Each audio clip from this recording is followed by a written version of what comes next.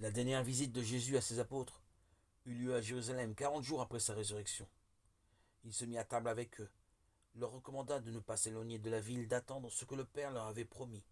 Puis il les emmena sur la montagne des Oliviers et leur fit ces dernières recommandations. Lorsque le Saint-Esprit descendra sur vous et que vous serez devenus des hommes courageux, vous serez mes témoins à Jérusalem, dans toute la Judée, dans la Samarie, jusqu'au bout du monde. Après qu'ils eurent dit ces paroles, il fut élevé en leur présence, et un nuage le cacha à leurs yeux.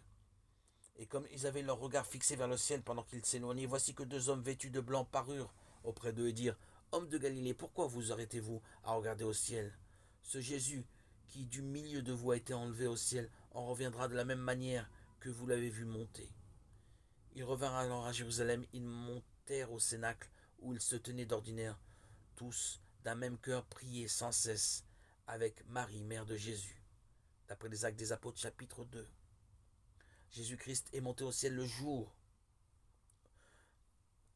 40 jours après sa résurrection.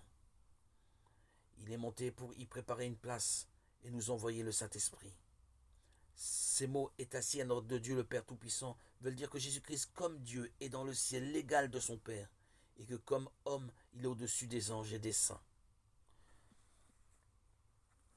Ces mots, d'où il viendra juger les vivants et les morts, veulent dire que qu'à la fin du monde, Jésus-Christ reviendra visiblement sur la terre pour juger tous les hommes.